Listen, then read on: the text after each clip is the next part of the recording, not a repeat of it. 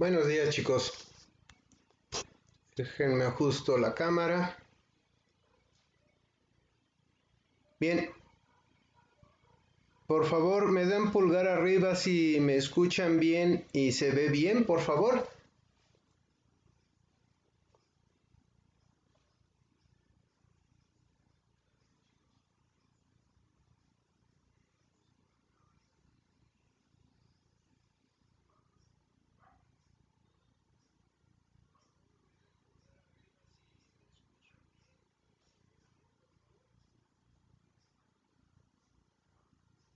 Ok, gracias. 5, 6, 7. Bueno, ya se van juntando. 8. Bien, chicos, pues muy buenos días. Vamos a iniciar una sesión más de temas de bioinstrumentación. En esta ocasión vamos a ver todo lo relativo a bombas de infusión. Yo creo que todos ustedes en alguna visita que hayan hecho a algún hospital han visto que hay botellas colgadas, invertidas con tubos que van al brazo de un paciente y que se ve que están goteando, ya sea un suero o suero con medicamento o algo así. Este es un método de infusión, pero en la actualidad ya hay bombas electrónicas de infusión que dosifican lo necesario y el tiempo necesario en forma muy precisa. Como no todos los hospitales y sanatorios cuentan con muchas bombas de infusión, también suele usarse el método del goteo. Pero bien, vamos a revisar todo lo relativo a esto.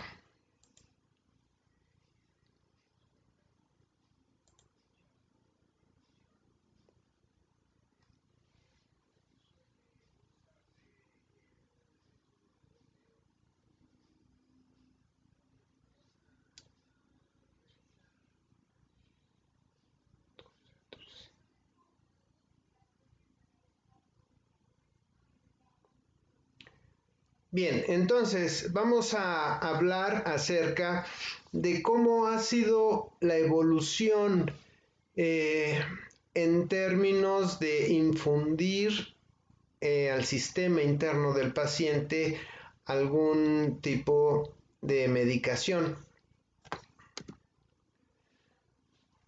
Los primeros pasos en la infusión intravenosa se remontan al siglo XII y se deben a la curiosidad y al afán de experimentación. Curiosamente, no fueron médicos de la época, muy aficionados a las sangrías como solución de casi todos los males. Recuerdan que hubo un tiempo que para todo le hacían una pequeña herida en diversos lugares del cuerpo de la persona y le sacaban sangre y creían que era una forma de curarlo. Sino varios de los fundadores de la Royal Society londinense los que comenzaron a experimentar con esta técnica en animales. Concretamente fue el célebre arquitecto Christopher Wren quien en 1656 inyectó vino y cerveza en las venas de un perro para observar los resultados, utilizando una vejiga de cerdo como recipiente y una pluma de ganso como aguja. Experimentos continuados por sus compañeros de la Royal Society, Robert Boyle y Robert Hooke. Fueron, sin embargo, médicos alemanes como Johann Daniel Mayer que describió el método en humanos en su obra titulada Cirugía Infusoria en 1664, de la cual vemos aquí la portada, y su contemporáneo Johann Sigismund Helmholtz, quienes demostraron su eficacia en humanos, lo que hizo que la técnica tuviera gran difusión entre los médicos de la época.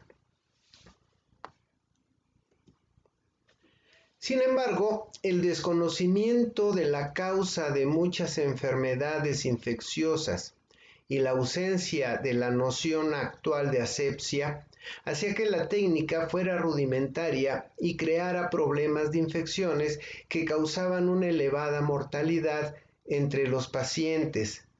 Recuerden, no se sabía que las medidas asépticas eran necesarias, de mantener limpia la herida, las manos del médico, etc. Entonces, pues siempre había infecciones, lo cual luego conducía a desenlaces terribles, ¿verdad? No fue hasta mediados del siglo XIX cuando el médico Alexander Wood fue pionero en utilizar una aguja hipodérmica para la administración de drogas intravenosas, siendo el médico francés Charles Gabriel Pravas quien diseñó una jeringa precursora de las actuales, popularizando así esta técnica. Ya en los años 30 y 40 del siglo XX, comenzó a utilizarse la vía intravenosa en la inducción anestésica con la introducción del tiopental, que era un analgésico muy utilizado en aquel tiempo.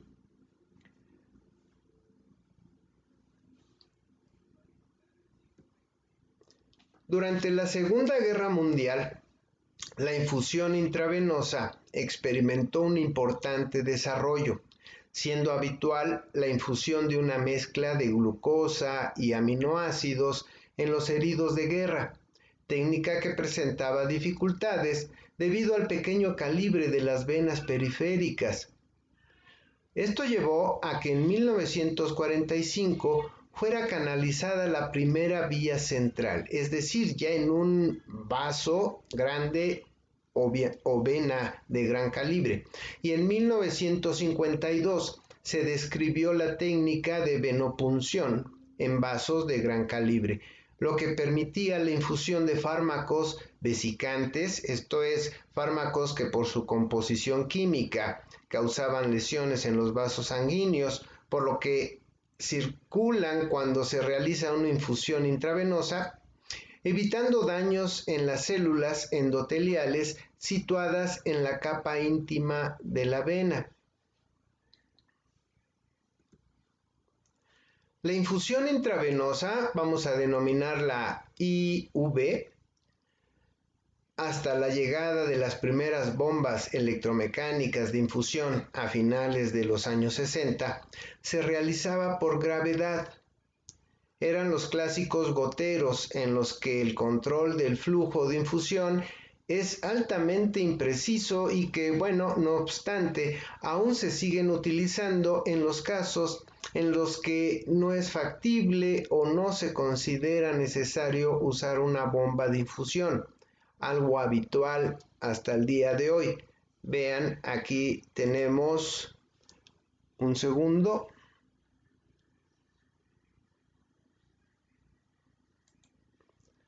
Aquí tenemos unas bolsas, los cuales se observa aquí el goteo de la solución que contiene la bolsa o frasco. Se ajusta el gotero con esta pequeña válvula y esto ya va a dar al paciente, ¿verdad? Creo que sí, todos lo hemos visto. La enfermera o enfermero, antes de la aparición de las bombas de infusión, destinaba gran parte de su tiempo a la vigilancia del flujo de estos fluidos, tratando de obtener precisión en la infusión que haya sido prescrita por el médico, no logrando esa precisión debido a múltiples factores. Entre los más comunes que podemos mencionar son movimientos del paciente, postura del brazo del paciente, fijación inadecuada del catéter, acodamientos del catéter o tubos de los transportadores del equipo, entre otros, dando como resultado retrasos o aceleraciones en su administración, aplazando la recuperación o, peor aún, dando lugar a complicaciones y con ello prolongando el periodo de estancia hospitalaria del paciente. Y creo que se entiende, ¿verdad?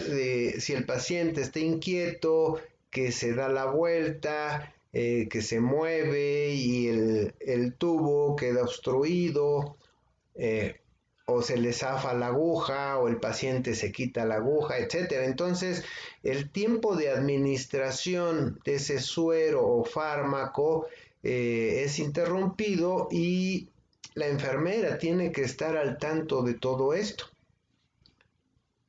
Es decir, el médico probablemente indique que cierto fármaco debe de administrarse por tantos mililitros por hora y la enfermera tiene que estar al pendiente de que así suceda, ¿verdad? Aquí tenemos la imagen de un frasco con una solución que debe de ser administrada al paciente. Aquí tenemos la estructura metálica que aguanta la canastilla donde se pone el recipiente con la solución. Aquí tenemos un tapón de goma.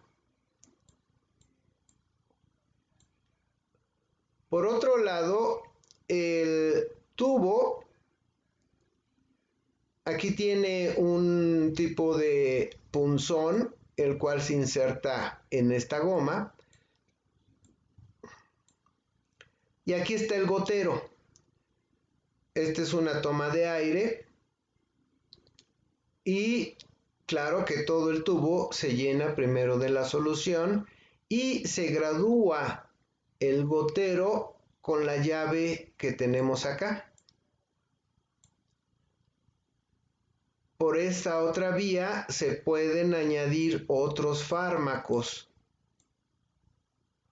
De modo que por aquí con una jeringa, aquí hay un capuchón de goma, de modo que se introduce la aguja de la jeringa aquí y se puede inyectar un fármaco, de modo que entre al paciente por acá.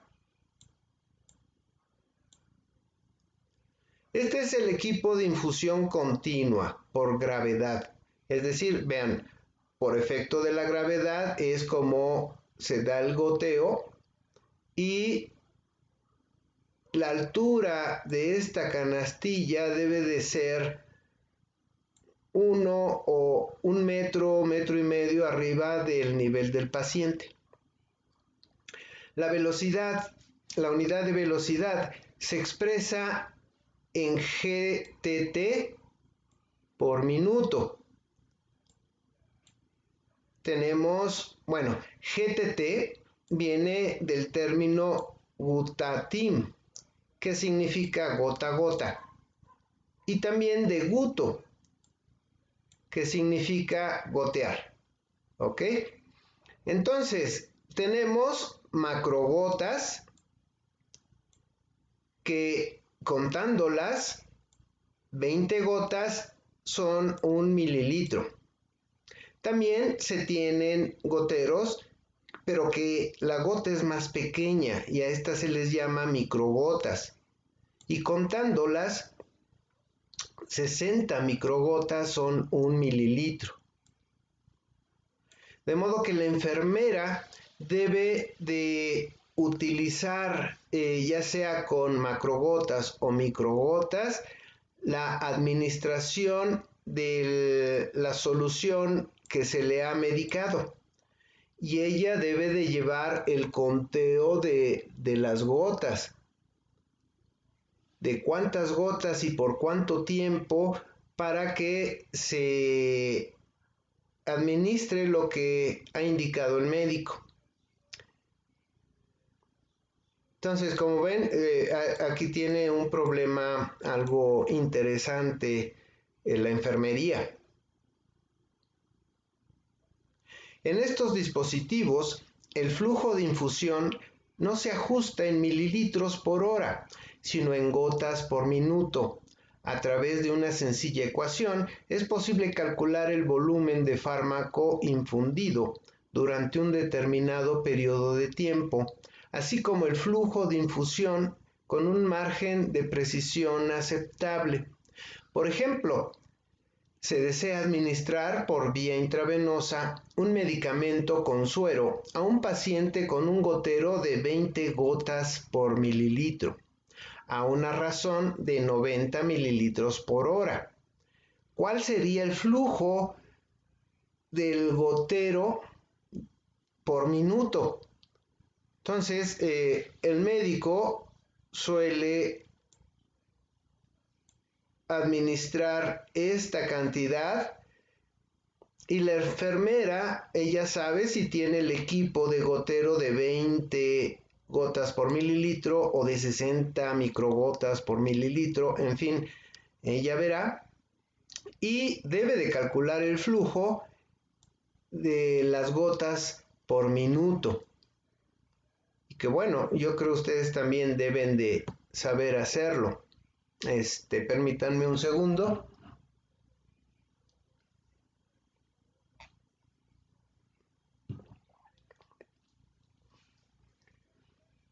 Entonces, básicamente sería, se necesita 90 mililitros por hora, que es lo medicado. El gotero que yo tengo es de 20 gotas por mililitro. Si hago esta operación entre 60 minutos, voy a tener que necesito 30 gotas por minuto para cumplir con lo medicado, ¿verdad? Básicamente esta fórmula es esta, ¿sí? El volumen por hora por el factor GTT, que es el gotero que uno tenga, entre 60 minutos. De modo que esto ya lo calcula la enfermera y está al pendiente de que así ocurra, ¿verdad? Esto es importante porque, como vamos a ver más adelante, ya hay equipos automatizados que son las bombas de infusión que deben de cumplir con estos cálculos, ¿ok? Y si ustedes van a programar uno o van a trabajar con uno, pues es necesario que conozcan lo que hace la enfermera con los goteros tradicionales, gravitatorios, ¿verdad?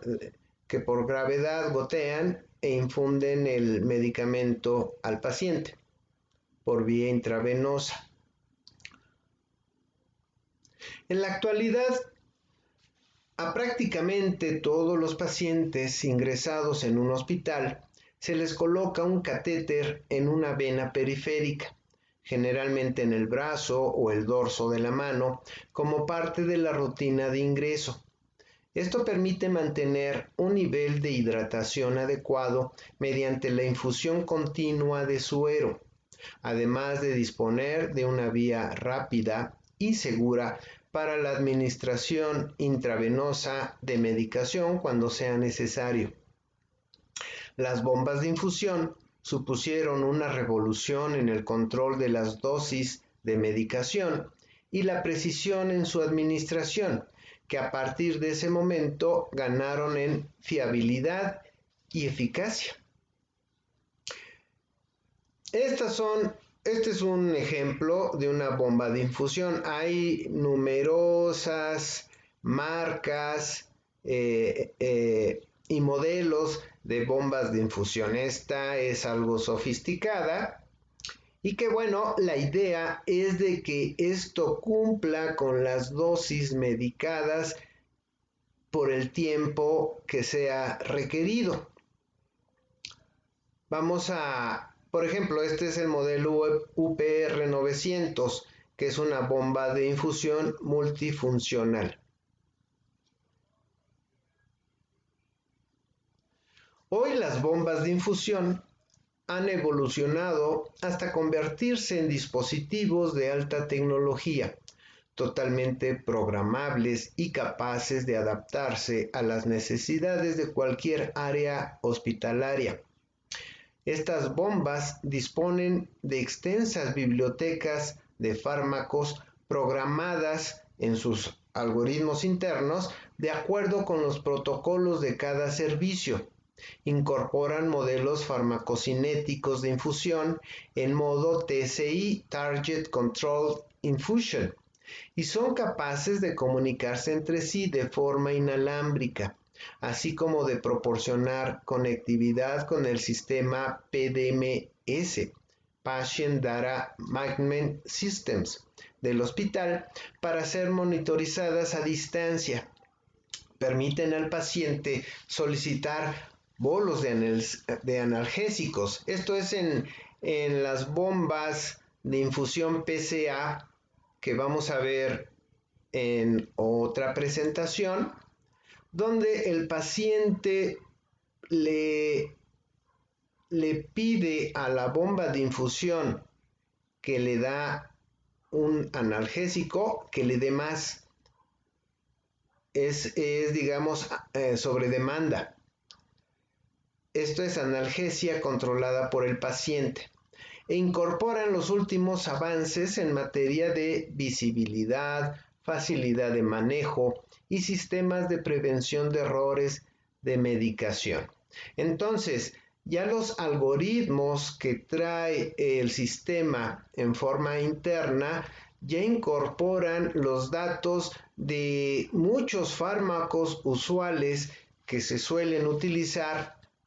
Los modelos farmacocinéticos de infusión de estos fármacos ya los traen programados, de modo que prácticamente el aparato ya sabe las dosis, los tiempos, todo acerca de lo que se le va a infundir vía intravenosa al paciente y hace más fácil, rápida y precisa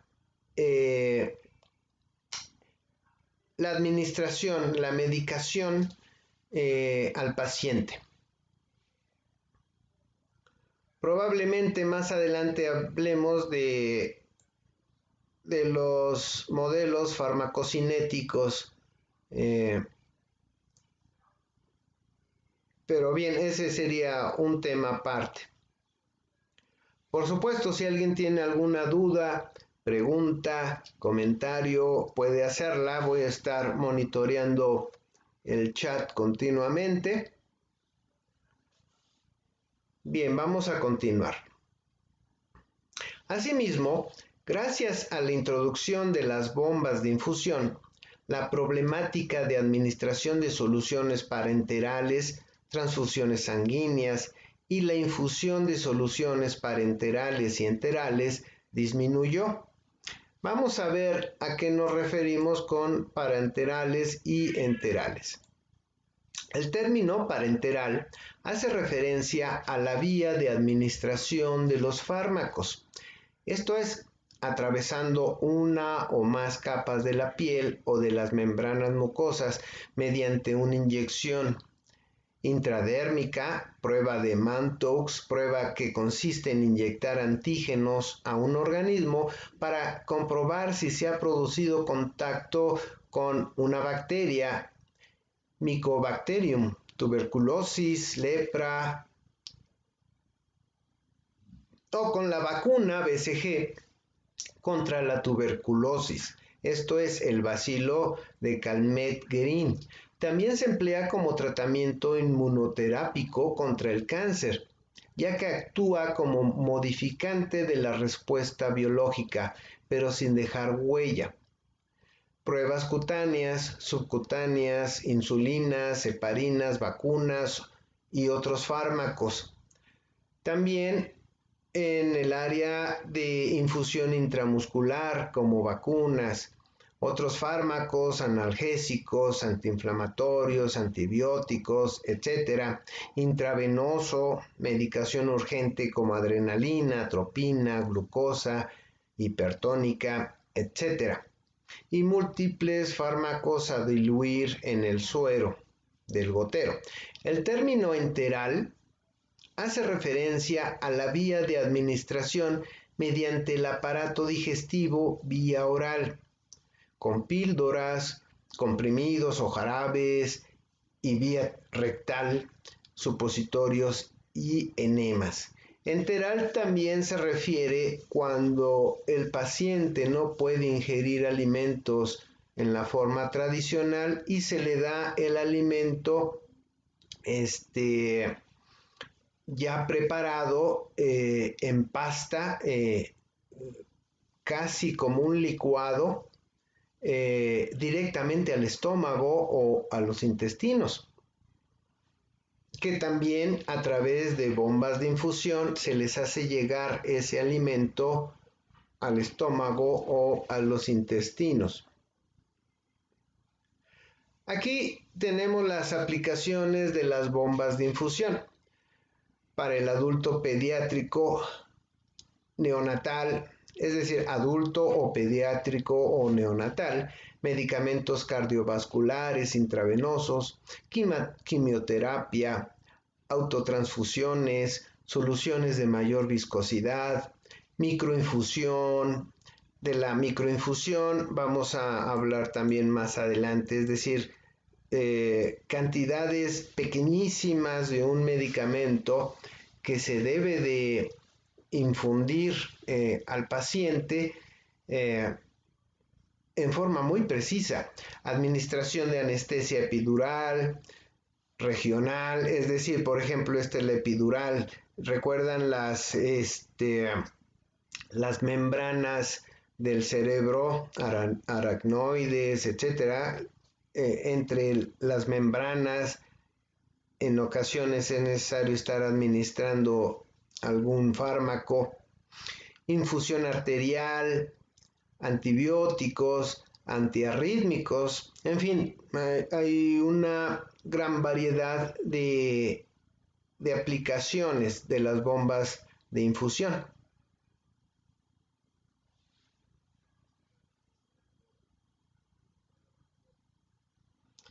Bien, aquí me preguntan, ¿las dosis y el tiempo dependen del paciente? No, esto lo medica el médico especialista. Él es el que indica que debe de haber un nivel mínimo de fármaco en el paciente en cada tiempo. Esto es relativo a la farmacocinética, es decir, por ejemplo, voy a dibujar aquí. Hagan de cuenta que la vida media de un fármaco en términos generales es así. Inyectamos el fármaco y con el paso del tiempo se va desechando por los riñones, se metaboliza en el cuerpo, etc. Entonces, aquí inyectamos el fármaco. Vean ustedes, la cantidad de fármaco al momento inicial es esta. Déjenme ver si se ve mi dibujo en la presentación. Sí. Y conforme pasa el tiempo, se va destruyendo, se va eliminando del organismo, es decir, la concentración de fármaco va bajando conforme pasan las horas, por lo que el médico indica que se administre aquí, por ejemplo, una inyección o algo semejante, y que después de 4 u 8 horas se vuelva a administrar. Déjenme cambio ahora mi color. Y que aquí se vuelva a administrar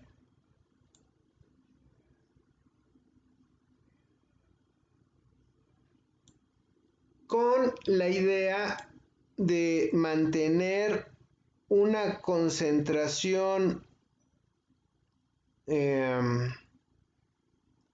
Un segundo. Voy a poner ahora con la idea de mantener una concentración mínima del fármaco de esta forma. Esta sería la concentración,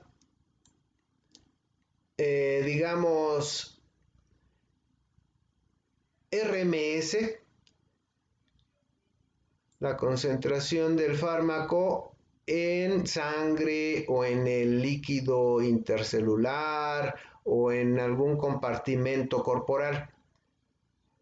De modo que se administra aquí, se vuelve a administrar acá, o bien con el gotero por gravedad o con las bombas de infusión, se le está dando las gotas necesarias por tiempo para que la concentración media, la concentración media del fármaco en sangre, por ejemplo, se mantenga así, ¿verdad? Entonces, esto no depende del paciente, depende del médico, que por la naturaleza de la enfermedad del paciente, él requiere que haya esa concentración en sangre de esa medicación.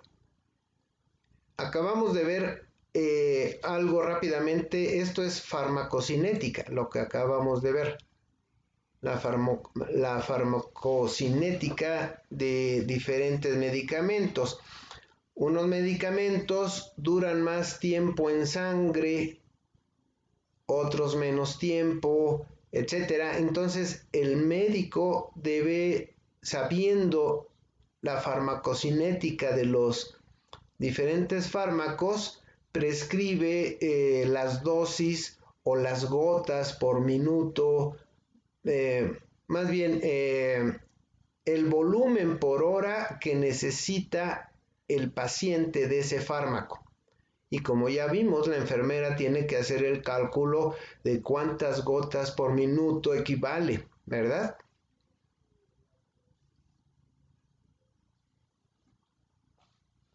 Ok. Ya en otra ocasión hablaremos de la farmacocinética de los medicamentos. Inclusive podemos ver un simulador analógico de farmacocinética que antes se los dejaba de práctica hacer un simulador analógico de farmacocinética, porque también se puede hacer en forma digital. Pero muy interesante hacer con varios operacionales, amplificadores operacionales, un circuito que simule la farmacocinética de diferentes medicamentos como esto. Ok, vamos a continuar. Volumen total a ser infundido. Las bombas de infusión permiten al usuario seleccionar el volumen a ser infundido. Esto es VTBI, Volume to be Infused. Si este límite es alcanzado antes de que la fuente de líquido termine, la mayoría de las bombas accionan una alarma y continúan infundiendo líquido a una forma de infusión mínima, conocida por sus siglas en inglés como KVO. Esto es Keep the Vein Open. Es decir, para que la vena no colapse o forme un trombo, etc., se le da lo mínimo necesario para que permanezca abierta, con la finalidad de evitar que se obstruya por trombos la cánula intravenosa o intraarterial del paciente. Déjenme ver la hora, 9:15. Vamos bien. Alarmas. Se tienen alarmas de goteo. Se acciona en caso de que la cámara de goteo registre aumento o disminución en el caudal programado, o bien ha sido introducida una velocidad de medicamento durante la programación que puede resultar en un perfil de entrega demasiado bajo para este medicamento. Alarma de aire. En algunos sistemas, llamada también alarma por vacío. El sensor puede encontrarse dentro o fuera del sistema. Registra la presencia de aire en el tubo de infusión, pudiendo ser que la entrega del tamaño del contenedor de la bomba está completa, es decir, que pueda pasar una burbuja de aire y el sistema crea que ya se acabó, o bien se ha detectado realmente una burbuja de aire en la línea. Alarma de batería.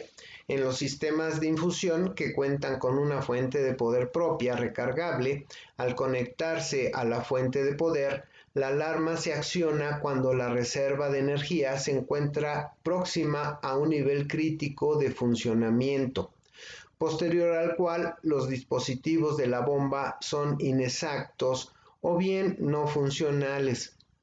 Alarma de espera, la de stand-by, también llamada alarma recordatoria. Funciona con un dispositivo de tiempo que acciona una alarma audible al suspenderse temporalmente la infusión. También tenemos alarma de volumen, utilizada en la mayoría de las bombas de infusión por medio de dispositivos audibles o visibles. Se acciona al completarse la infusión del volumen seleccionado por el usuario y también inicia infusión en modo KVO. Recuerdan, Keep the Vein Open. Alarma por sobreuso de vaciado de aire líquido. En las bombas de infusión múltiple, este dispositivo se acciona cuando se ha sobrepasado el límite especificado de purga del sistema. También se tiene alarma por oclusión. El sistema detecta una oclusión entre la bomba y el paciente. Las condiciones de alarma son detectadas por transductores ultrasónicos o de presión y sensores ópticos. En algunas bombas, un dispositivo sensible es colocado al dispositivo de goteo del equipo de infusión. Muchos dispositivos de infusión contienen programas de autodiagnóstico para facilitar el inicio de una infusión y para alertar al usuario de problemas existentes o algún impedimento. El microcontrolador de algunas unidades contiene mensajes que alertan de problemas en los componentes o circuitos internos. Mientras este tipo de tecnología ha incrementado la autovigilancia y las capacidades de monitoreo de infusión de los dispositivos, los mecanismos de bombeo continúan siendo básicamente los mismos. Ventajas del uso de bombas de infusión. Permiten una mayor exactitud en el ritmo de goteo que los sistemas de gravedad a través de una pinza reguladora de flujo. Ahorran tiempo al personal de enfermería, ya que con el uso de las bombas no es necesario estar regulando el flujo del goteo. Permiten que se administren todo tipo de soluciones, sangre y sus derivados, fármacos e infusiones parenterales y enterales, adaptables a las necesidades del paciente, y algunas de ellas son portátiles. Los tipos de bombas de infusión. Dentro de la diversificación de las bombas, la mayoría de los modelos funcionan con corriente eléctrica y a baterías. Los equipos de infusión son equipos utilizados para una liberación exacta del elemento a infundir durante un largo periodo de tiempo. Entre estos equipos están los controladores de infusión. Entonces, aquí tenemos una gran diferencia. Unos son controladores de infusión, ¿ok? Y ya las demás son, propiamente dicho, bombas de infusión, ¿ok? Las bombas de infusión de propósito general, las bombas multicanales, las bombas de microinfusión, las bombas para control de analgésico del paciente, los PCA, las bombas de jeringa y las bombas de nutrición enteral. Por ejemplo, aquí tenemos un sistema de controlador de infusión. Vean, el goteo sigue siendo el mismo de los goteros por gravedad. Vaya, este es de gravedad. Sin embargo, cuenta con un controlador, ¿ok? De modo que aquí tenemos un sensor de goteo y vaya, y también control de caudal. Y aquí el controlador de la infusión lleva el seguimiento de lo que se ha infundido al paciente, ¿sí? Véanlo aquí, aquí tenemos la bolsa de suero o de algún fármaco, el tubo que llega al controlador, que junto con este derivador ya va a dar el tubo al paciente.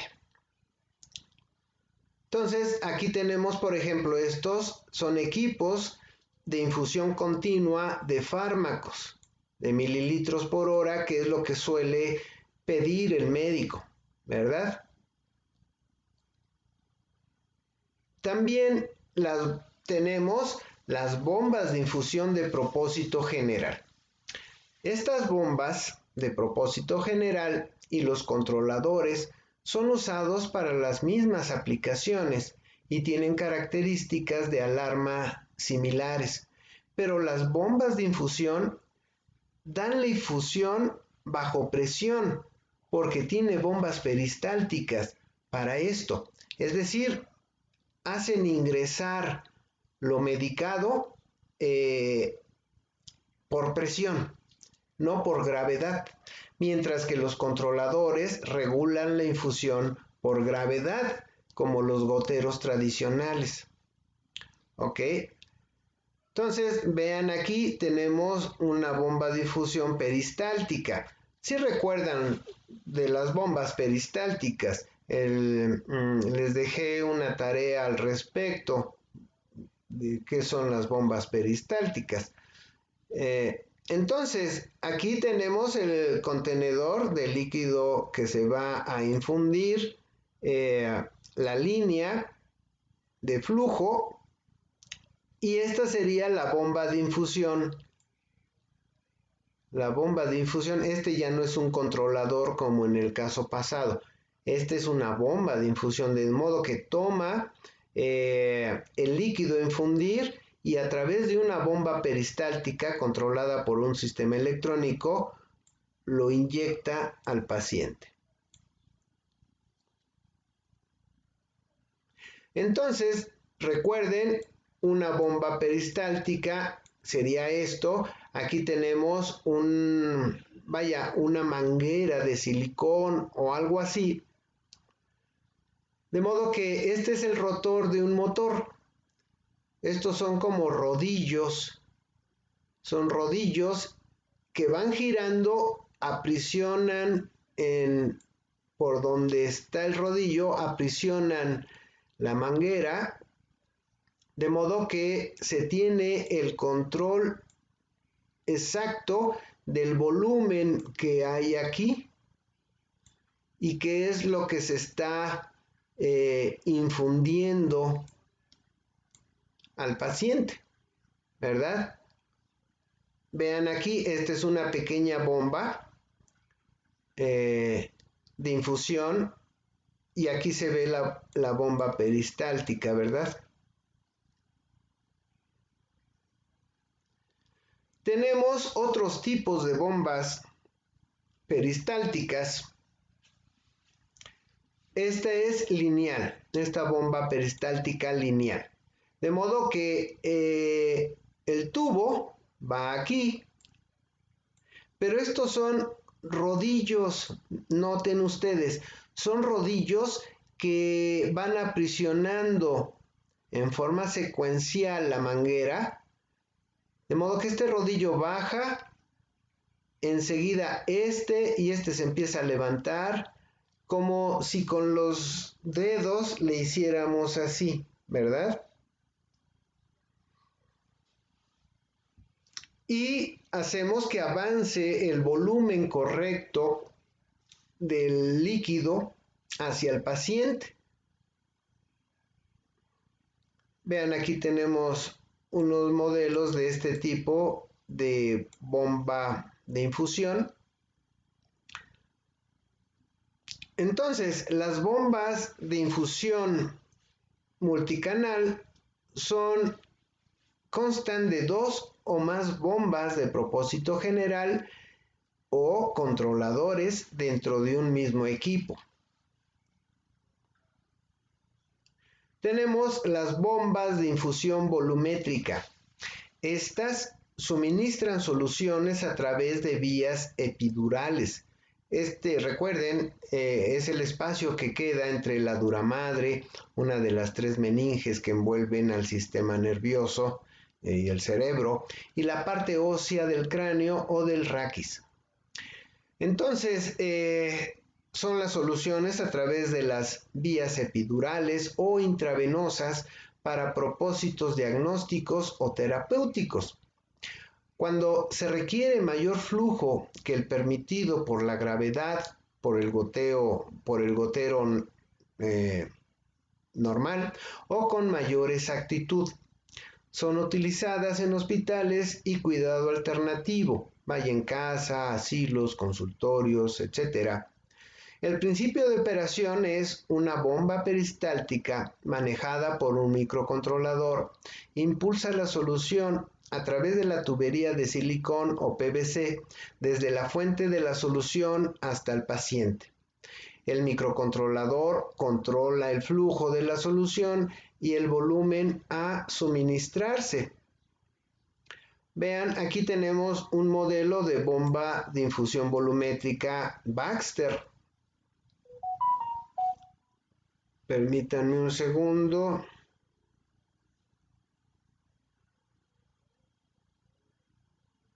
Ok. Aquí tenemos una bomba de infusión volumétrica de un canal. Este es otro ejemplo de bomba de infusión volumétrica continua. Esta es ambulatoria, de modo que su tamaño es relativamente pequeño, de modo que puede transportarse. También tenemos bombas de jeringa. Recuerdo hace unos 5 años, unos compañeros de ustedes en su TT hicieron un sensor de glucosa y administrador de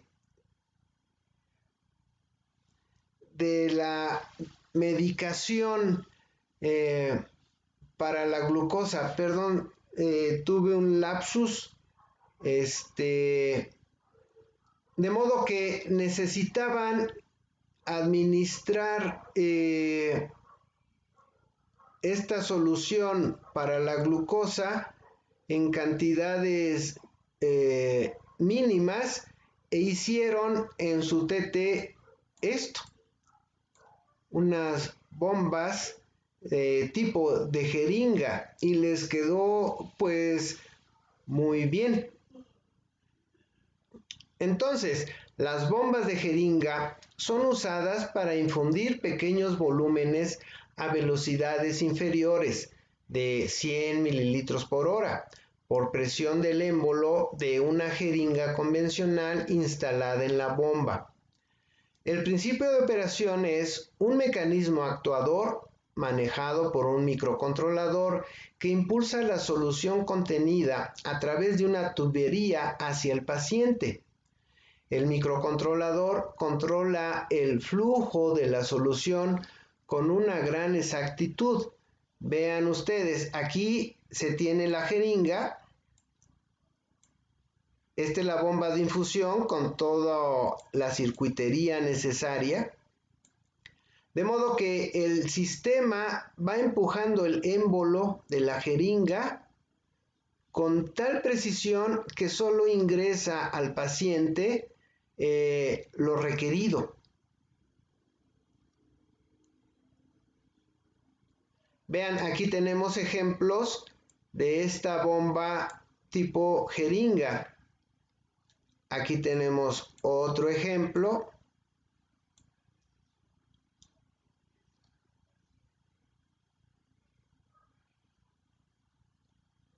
Y ya llegamos al final de esta presentación. ¿Alguien tiene alguna pregunta, comentario? Mientras reflexionan, voy a tomar mi café.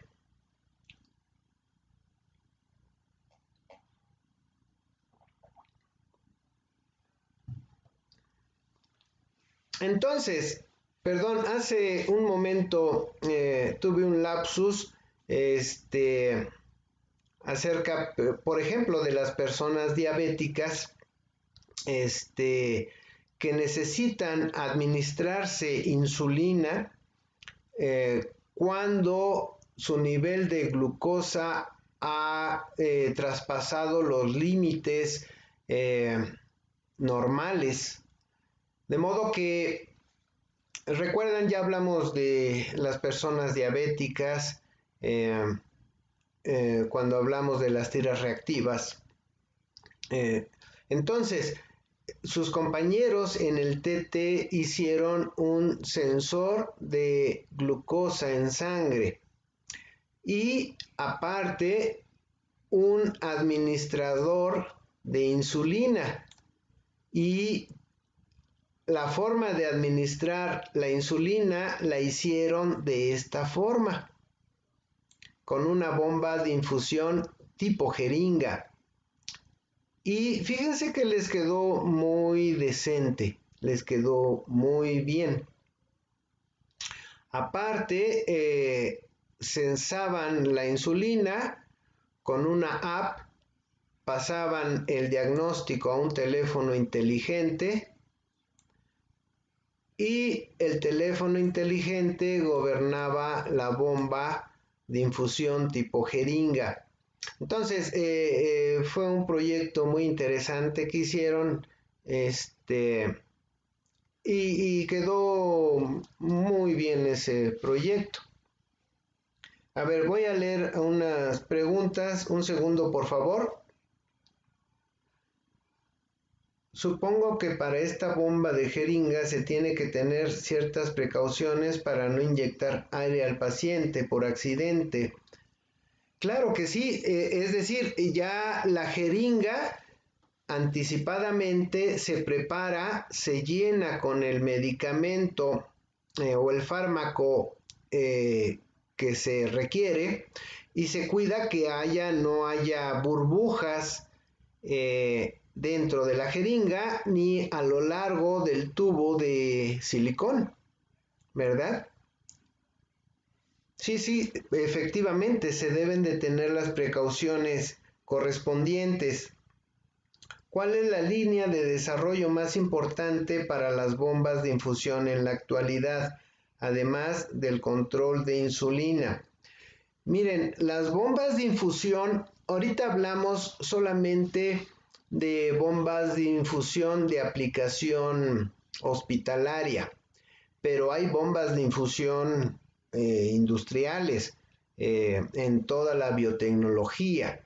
Por ejemplo, en la hechura, así en masa de cerveza, de yogures, etcétera, se tienen los bioreactores con la biomasa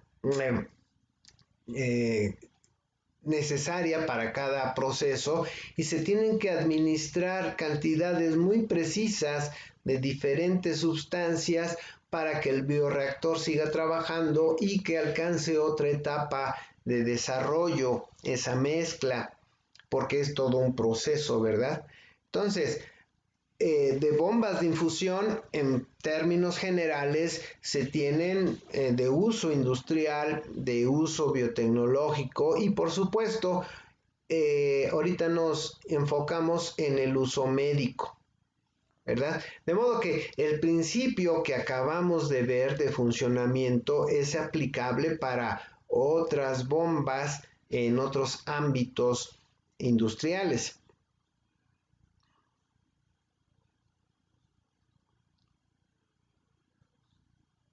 Claro que sí, hay diferentes caudalímetros para estar monitoreando todo, toda la dosificación. Por ejemplo, en la aplicación médica hablábamos de las gotas por minuto, que antes, bueno, todavía las enfermeras deben de estar al tanto de las gotas por minuto para saber el equivalente en mililitros por hora, que es lo que medica el médico. De modo que esa es la forma de medir el volumen que se ha transferido al paciente y ya el equipo debe de hacerlo en forma automática con diversos sensores. Un segundo, espérame.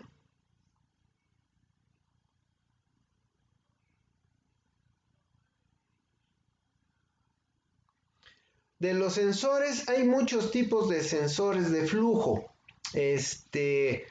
Por ejemplo, hay sensores tipo, tienen una especie de hélice interna que según el flujo, la hélice gira y bueno, se deriva en forma indirecta el flujo por segundo y por lo tanto el caudal de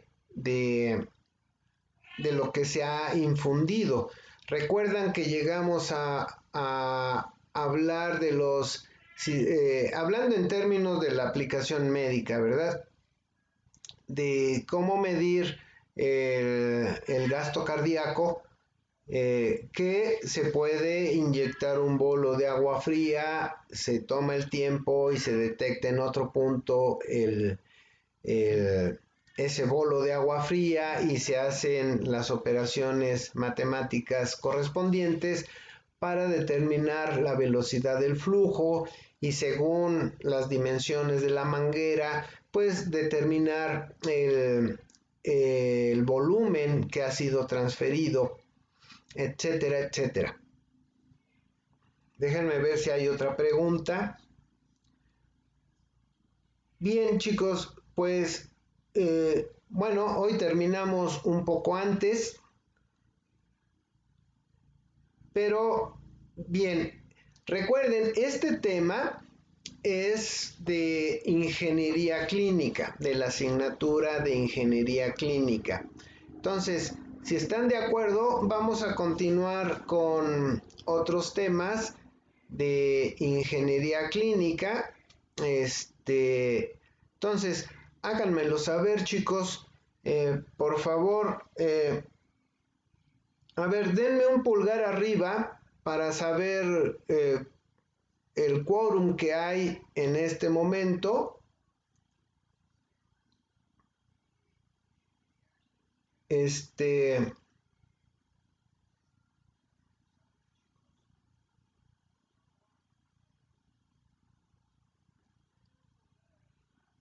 A ver, van 2, 4, 6, 8, 10, 12, 14, 15, 16, 17, 18, 19, 20. Pues sí tenemos un buen quórum. 20, 21 muchachitos. Ok. Bien, si desean continuar con estas presentaciones de temas alternativos, ya vimos las bases de las fuentes conmutadas con el Conversor Book. Acabamos de ver un tema de la asignatura de Ingeniería Clínica. Si quieren que continuemos así, hagan su encuesta por WhatsApp, y, y yo estoy dispuesto a continuar con otros temas alternativos, ¿verdad? Puedes seguir otros temas de instrumentación clínica, o bien vemos lo de farmacocinética que comentamos al principio de esta sesión, y así otros temas de interés de la carrera. Entonces, Ulises, si es posible, pues haz una pequeña encuesta entre tus compañeros para continuar viendo otros temas. Y si no, probablemente tienen mucha tarea de otras materias o algo así y lo podemos suspender como ustedes digan.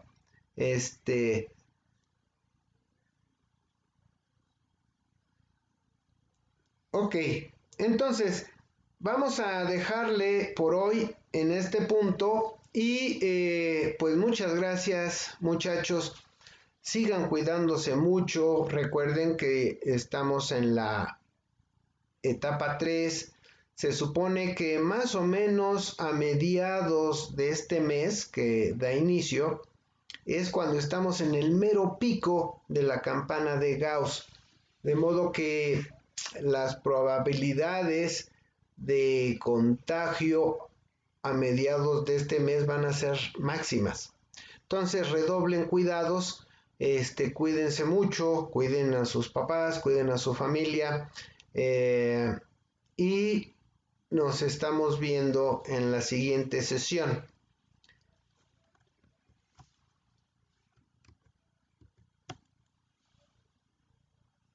Bien chicos, hasta luego.